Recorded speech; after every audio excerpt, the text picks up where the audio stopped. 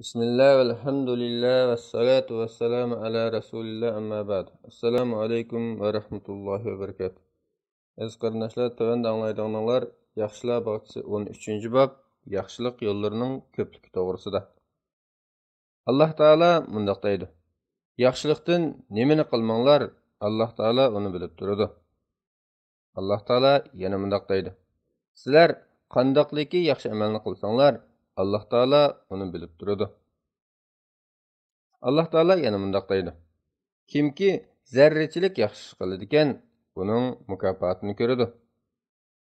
Alloh taolo yana mundaq deydi: Kimki dunyoda yaxshi ish qilsa, u o'zining foydasi uchun qiladi. 117-hadis. Abu Zar Jundub ibn Junada radhiyallohu anhudan rivoyat qilinadiki, men ey Allohning rasuli, qaysi amal afzalroq deb so'radim. Payg'ambar alayhissalom Allah Taalaga iman etish va Allah Taala yo'lida jihad qilish dedi. Men qaysi qulni ozod qilish afzalroq deb so'radim. Payg'ambar alayhissalom xo'jayinning nazarida eng esili, bahosi eng yuqori bo'lganini dedi. Men agar undaq qila olmasam-chu deb so'radim. Payg'ambar alayhissalom qiyinchilikqa duch kelgan odamga yordam bergin yoki birər ishni qamlaştıra olmaydigan odamning ishlarini qilishib bergin dedi. Men ey Allohning payg'ambari deb baqqina, agar shu ishlarning ba'sini qilishdan ojiz kelsam-chu deb so'radim. Payg'ambar alayhissalom kishilarga yomonlik qilishdan o'zingni tortqin. Bu o'zing uchun bo'lgan bir sadiq hisoblanadi dedi.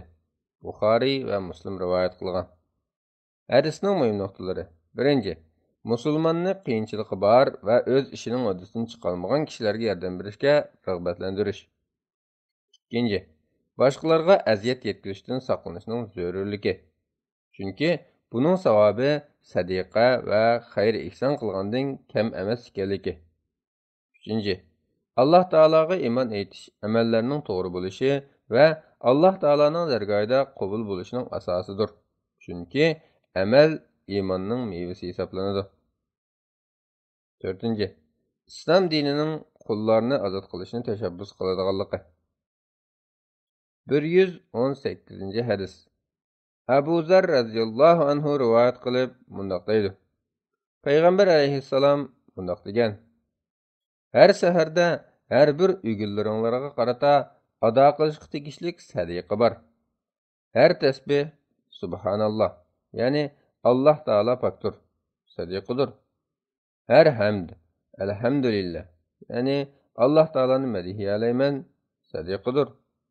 Her tehlil, la ilahe illallah, yani Allah Teala'dan başka ilah yoktur, sadiqidir.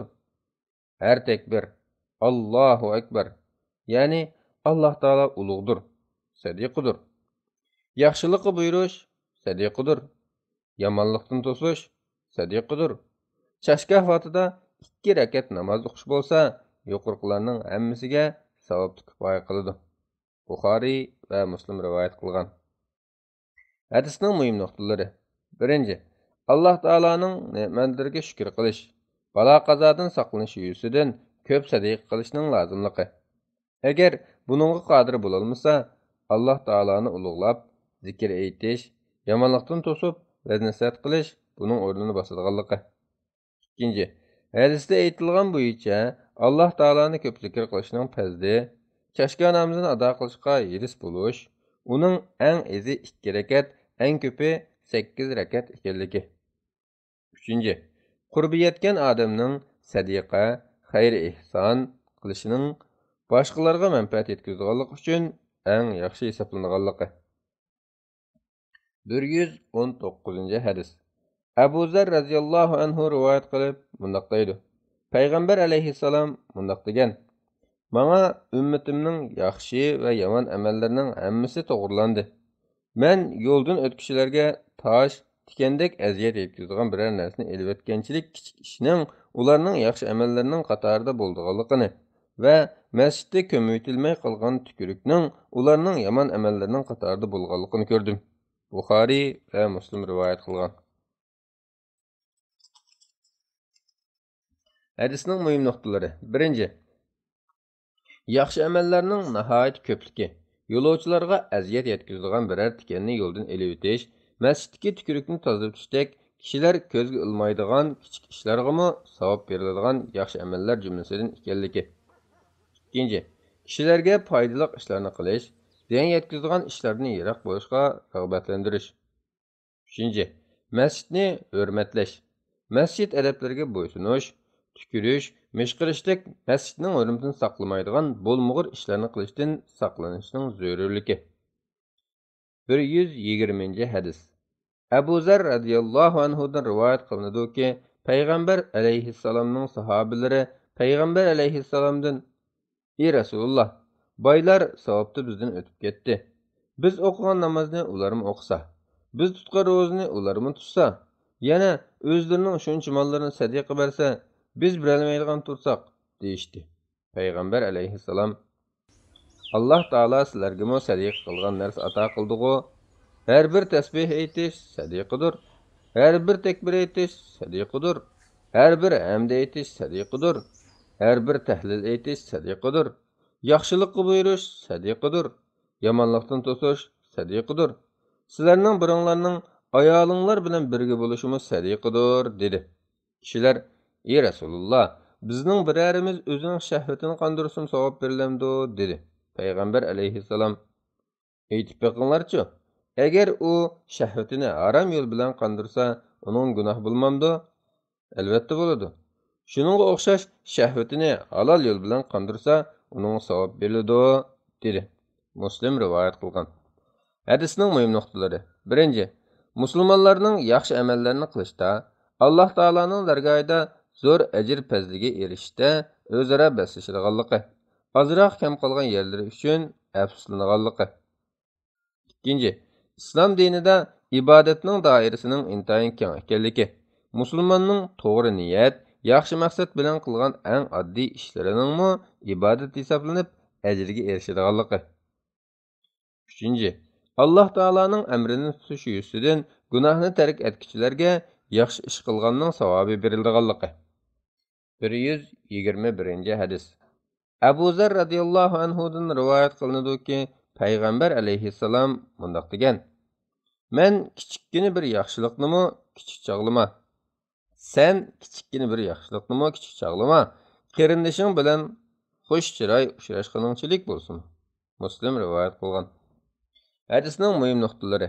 Birinchi, yaxshilikqa yetadigan amallar kichik bo'lgan taqdirdami uni sal chog'lamaslikning lozimligi.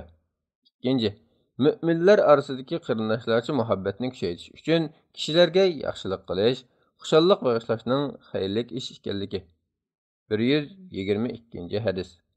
Abu Hurayra radhiyallohu anhu rivoyat qilib bundoq deydi: Payg'ambar alayhissalom bundoq degan: "Her kuni tong etishiga kishilarning har bir uygusiga sadaqa keladi. Ikki odamning o'ttirisida haqqoniy hukm qilganing sadaqa va bir kishining ulg'iga minib olishiga yordam berganingmi sadaqa yoki u odam uchun ulg'iga yuk taqinlarini ortib berishingmi sadaqa. Yaxshi so'zmi sadaqa. Namoz uchun mangan har bir qadamingmi sadaqa. Yo'ldan kishilarga aziyat yetkazadigan narsalarni elitishingmi sadaqa." Buxoriy va Muslim rivoyat qilgan. Muslimning Oisha radhiyallohu anhadan rivoyat qilgan yana bir rivoyatida bundoq deyilgan: Payg'ambar alayhissalom: "Haqiqatan inson bolasi bo'lgan har odam 360 tani uyg'ulik qilib yaratildi. Kimki takbir aytsa, tahlil aytsa, hamd aytsa, tasbih aytsa, mag'firat talab qilsa yoki kishilarning yo'lidagi aziyat yetkazadigan tosh, yantoq, so'ngak qatorliq narsalarni elib etsa va yoki yaxshilikqa buyurib yomonlikdan to'ssa, ana shundoq amallari 360 dan oshsa, haqiqatanmi shu kuni o'zini do'zaxdan yiroq qilgan holda yuridi" degan. Hadisning muhim nuqtalari. Birinchi, kishilarning orasini odillik bilan tuzash, ularga yaxshi muomalada bo'lishga rag'batlantirish. Ikkinchi, masjidda jamoat bilan birga o'qigan namozning fazli.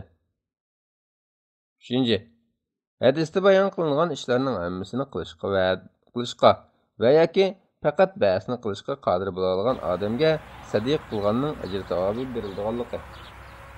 4. Musulmonning Alloh taoloning ne'matlariga shukr qilish yo'sidan toat ibodat va turli yaxshi ishlarni qilish bilan Alloh taologa yaqinlashishining zarurligi. 123 hadis. Abu Hurayra radhiyallohu anhu rivoyat qilib bundoq deydi. Payg'ambar alayhissalom bundoq degan: Kimki atdigan oqshomlari masjidga kelib tursa, Alloh taolo u kishiga jannatda atdigan oqshomlar uchun ziyofat tayyorlab beradi. Buxoriy va Muslim rivoyat qilgan. Hadisning muhim nuqtasi: masjidga berishning fazilati, namozni jamoat bilan o'qishga rag'batlantirish. 124 hadis. Abu Hurayra radhiyallohu anhu rivoyat qilib bundoq deydi. Payg'ambar alayhissalom bundoq degan: Ey musulmon ayollar, aqam saylaringlarga qo'yning to'q-chaliq narsa bo'lsa-mu, oz ko'rmay suninglar. Buxoriy va Muslim rivoyat qilgan. Hadisning muhim nuqtasi: musulmonni oz bo'lsa-mu, chamisining yetishicha sadiqa ihson qilish va hadiya sovg'a berishga rag'batlantirish. Chunki yaxshilik qilg'uchining hamon rahmatga erishadiganligi. 125 hadis. Abu Hurayra radhiyallohu anhu rivoyat qilib bundoq deydi. Payg'ambar alayhissalom bundoq degan: Iymon 70 necha yoki 60 necha shaxslardan tarkib topgan. Uning eng yuqorisi bir Allohdan boshqa hech iloh yo'q deyish. Uning eng tövini aziyat yetadigan biror narsani yo'ldan elib o'tishdir. Hayomu iymonning bir shaxsisi. Buxoriy va Muslim rivoyat qilgan. Hadisning muhim nuqtalari. 1. Iymon bandaning amallarining natijasi va amaliyatiga qarab darajalarga bo'linadiganligi. Iymon va amal bir-biridan ayrilmaydiganligi va bir-birini to'liqlaydigan tarkiblar ekanligi. 2. Hayo nomusning fazilatlik ish ekanligi. Musulmonni mushundoq go'zal xuluqliq bo'lishga rag'batlantirish. Chunki hayoning bandini yomon, gunohli ishlarni qilishdan saqlab, toat ibodatga yetaklaydiganligi. 126 hadis.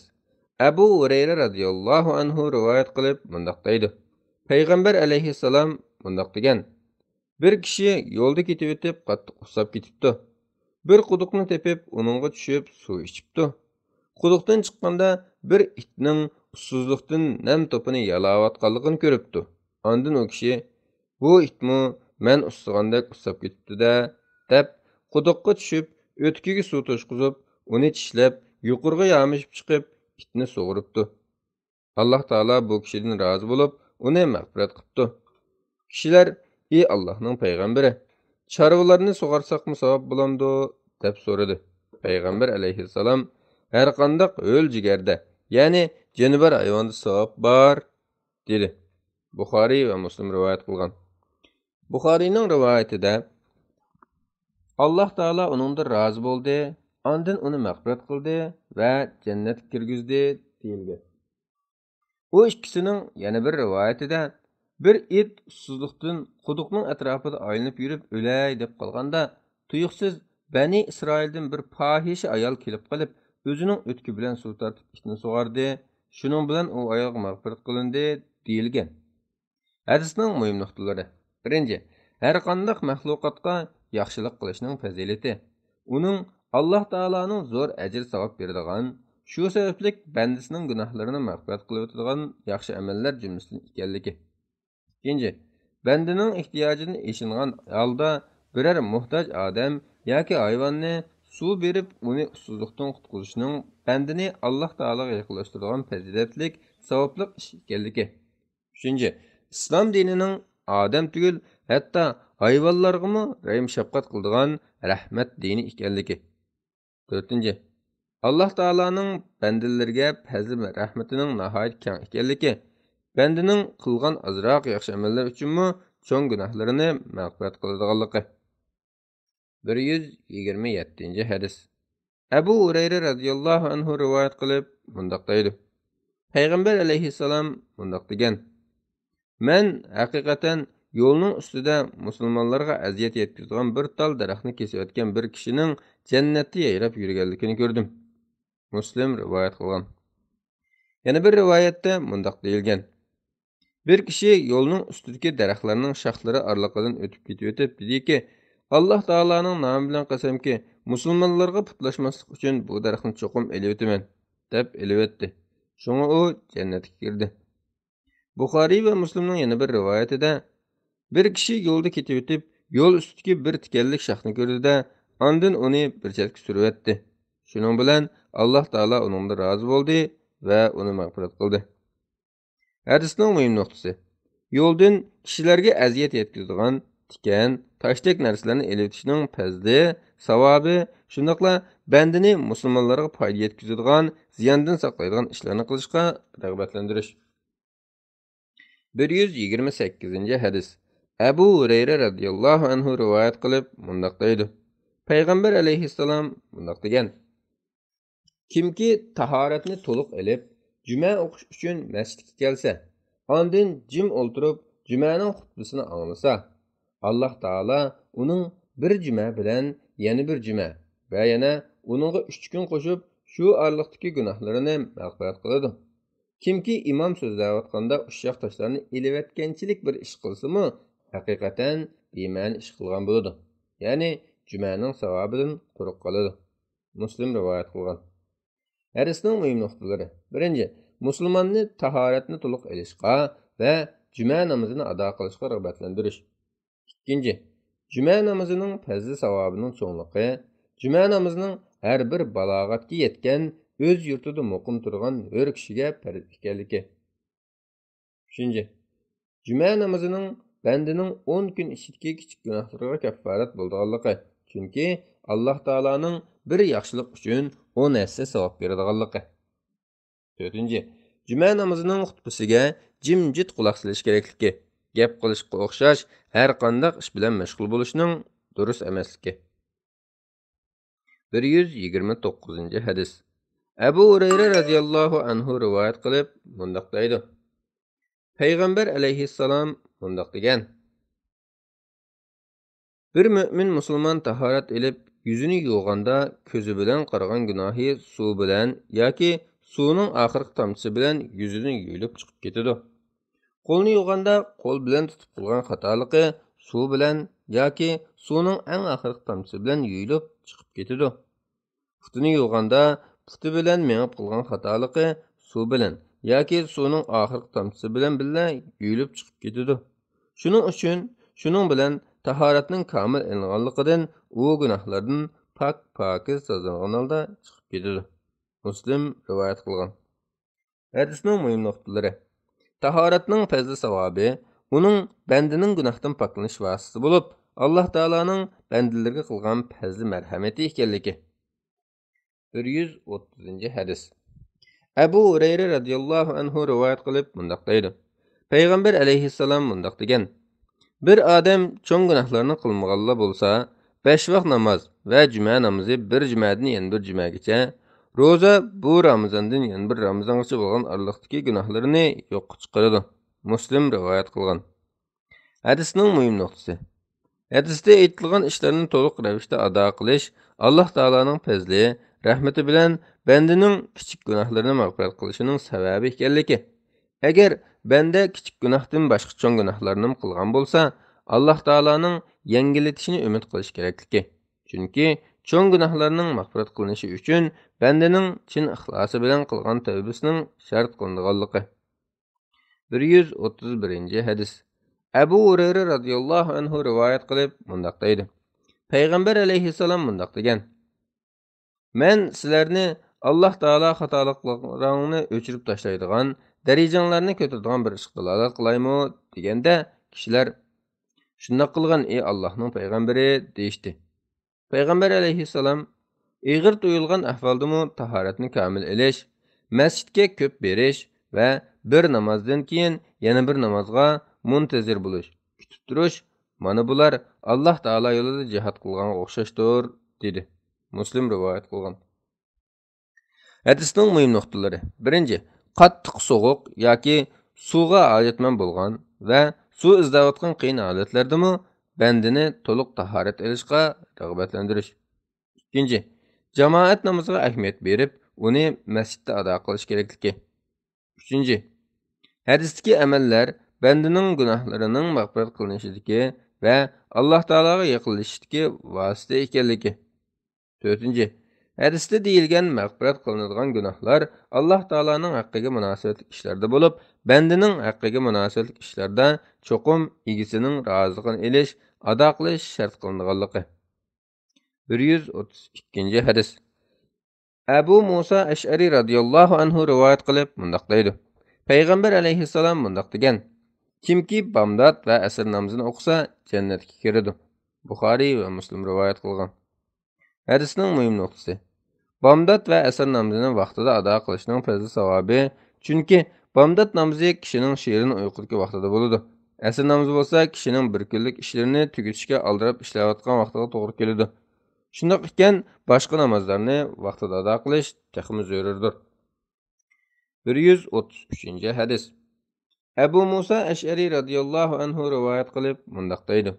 Payg'ambar alayhissalom mundoq degan: Agar bir odam kasal bo'lib qolish yoki safarga chiqish sababi bilan davomlashtirib kelayotgan amallarni qila olmagan taqdirdami, u odamga muqimlik, sog'lomlik holatida qilgan amallarning savobi yoziladi. Buxoriy rivoyat qilgan. Hadisning muhim nuqtasi: bandining odatdagi ahvolda farz qilingan biror yaxshi ishini davomlashtirib etib, kasallik, safarga o'xshash tasodifiy uzrlar bilan uni uzib qo'ysimi, yanala shu amallarni qilganning savobi yozilaveradi. Lekin farz qilingan amallar bo'lsa, u bandining gadinidan saqit qilinmaydi, balki farzni tark etganligi uchun u kishi gunohkor bo'ladi. 134 hadis. Jabir radhiyallohu anhu rivoyat qilib mundoq deydi. Payg'ambar alayhissalom mundoq degan: qilingan har bir yaxshilik sadiqa hisoblanadi. Buxoriy rivoyat qilgan.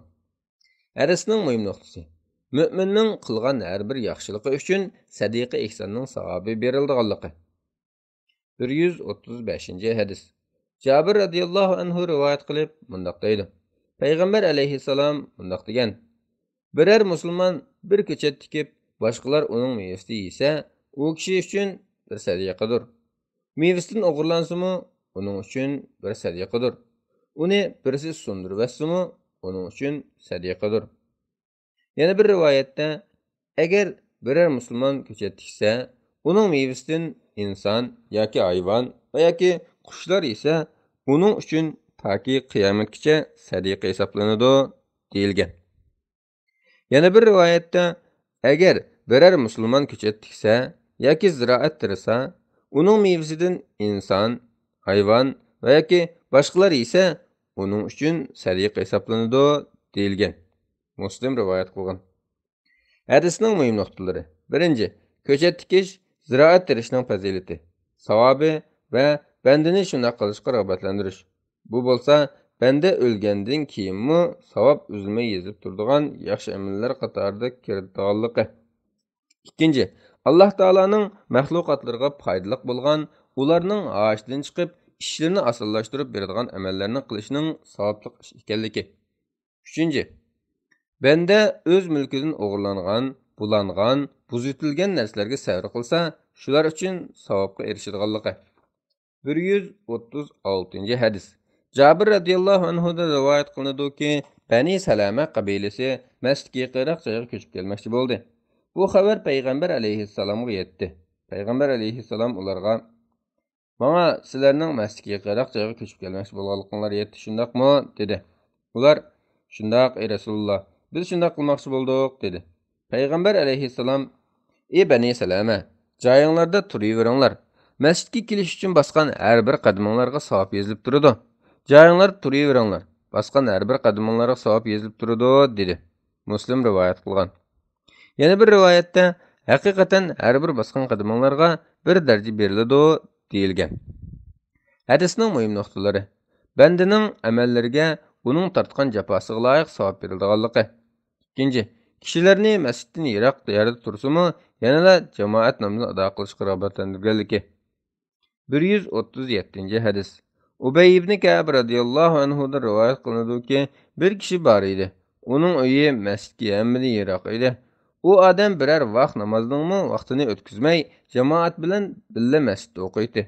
Uningga deyildi: "Yoki men dedim, Sen qarang'u kechalarda va qattiq issiqlarda masjidga minib kelish uchun biror eshak setib olsang bo'lmamdi?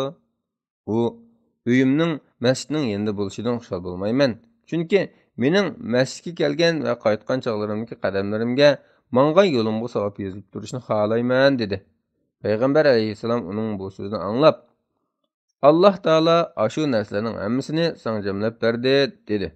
Muslim rivoyat qilgan.